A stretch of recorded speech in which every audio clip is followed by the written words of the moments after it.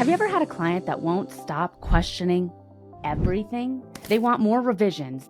They fight you on the price. And worst of all, they don't even take your advice. It's so frustrating, right? But here's the hard truth. The problem is not them. It's the lack of trust. And if you don't fix it, you're setting yourself up for even more pushback, more headaches, and way more stress than's necessary. So let's talk about how to spot the signs and how to start building client trust the right way.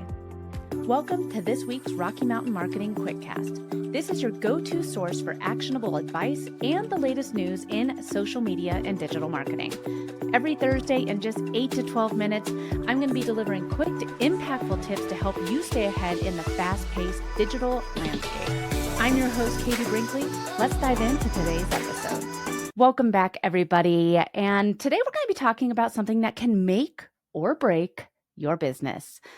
Trust. Yes, here's the thing. If a client doesn't trust you, nothing else matters, right? Not your pricing, not your process, not your framework, not even your results. The lack of trust is the number one reason why projects fall apart, why clients hesitate, and why deals, they're just not closing. So today, that's what we're going to be talking about. We're going to dive into 6 signs that a client does not trust you, and more importantly, what you can do to fix it. If you've ever had a client second guess your work, push back on pricing, or micromanage every little step, well, this episode is for you. So let's break it down. If you've been experiencing any of these with your clients, it's time to take a step back and rethink how you're building trust with your clients. So these are the 6 signs that maybe a client doesn't trust you anymore. So number 1, they question your pricing. A client who trusts you will never nickel and dime you. If they're constantly trying to negotiate your fees down, well, they don't see the value in your work yet. That is a trust issue. Number 2, they want to change your process. If you've ever had a client say, do we really need this step? Or can't we just skip this part? Or can't we just get started right away? That's a sign that they don't trust your expertise. And a trusting client follows your process because they know that you are the expert. Number 3, they demand endless revisions. If a client keeps asking for revision after revision, it's not always because they're indecisive. It's because they don't trust your judgment. And a trusting client will ask for refinements, but they'll also rely on your expertise to guide them. Number 4, they set unrealistic timelines. If you've ever had a client say, can we get this done by tomorrow? Or can we get this done by next week? When it's clearly impossible, well, that client who trusts you will believe you when you say, that's not realistic here. Here is a better timeline. Number 5, they have meetings about your work without you. If a client is making decisions about your work, but not including you in the conversation, that is a huge red flag. Trust means collaboration. If they trust you, they will want your input. And number 6, they push back on additional charges. If a project needs extra work and you tell the client it'll cost more, well, a trusting client won't fight you on it. They'll understand that quality work takes time and resources. If they hesitate, it's likely because they don't fully trust your expertise, or they're afraid they're not getting their money's worth. So if you're listening to any of these 6 signs and you're like, ugh, yeah, this sounds a little familiar, don't worry. Trust is something that you can build, and that's what we're going to talk about, is how you can do that. And now for just a quick break. You've heard me talk about some of my favorite social media tools on the show, and one of them is a tool called Metricool. Metricool allows you to plan, analyze, and grow your digital presence all in one place. From websites to LinkedIn to YouTube, you can track everything that you're doing online and see just what's working and what isn't. Check out Metricool today at katiebrinkley.live/cool. Just a note, if you use the links I provide, I may receive compensation. All right, let's get back to the show. So how can you build trust with your clients? Trust, man, it's not automatic. It is earned. So let's talk about what actually you can do to establish and strengthen trust with your clients so it doesn't get to this point. Or if you've already are starting to see some of these signs show up, here's something you can do to earn that trust back. Number one, set clear expectations from the start. Trust starts before you even sign the contract.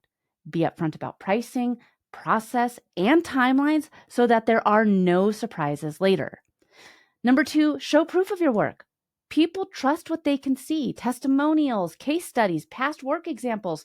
These are gold for building trust. Use them. Put them on your website. Put them in an email. Put them on social media. Show proof of your work.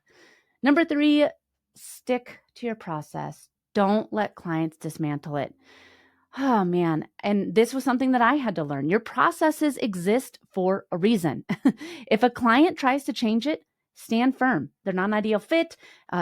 Figure out something else. I mean, the confidence in your process will build confidence in your expertise. So trust your process. You built it for a reason.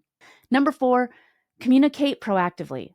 Do not wait for a client to ask for updates. Be proactive. Keep them informed so that they never have to wonder, hey, is anything happening? Number five, be honest about what's possible. If something can't be done within their timeline or within that budget, tell them. Clients respect honesty more than unrealistic promises.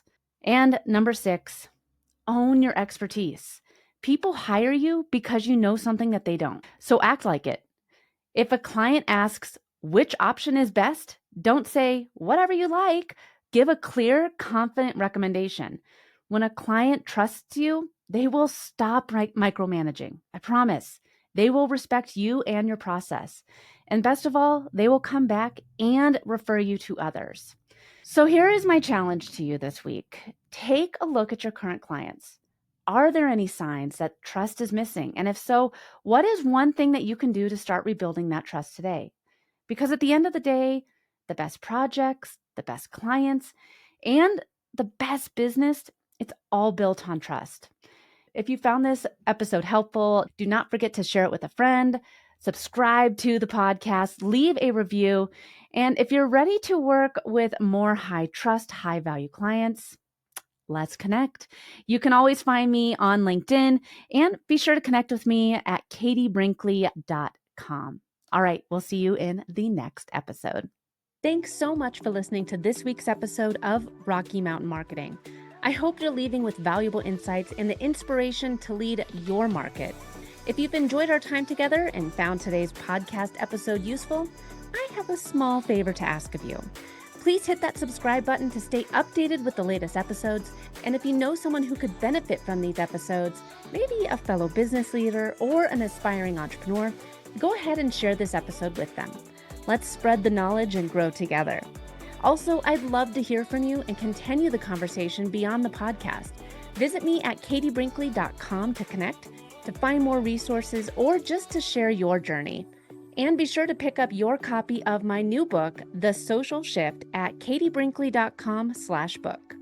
Thanks again for tuning in. I'm Katie Brinkley, and I can't wait to dive into more strategies and stories with you on the next episode of Rocky Mountain Marketing. Let's keep on taking your marketing to new heights.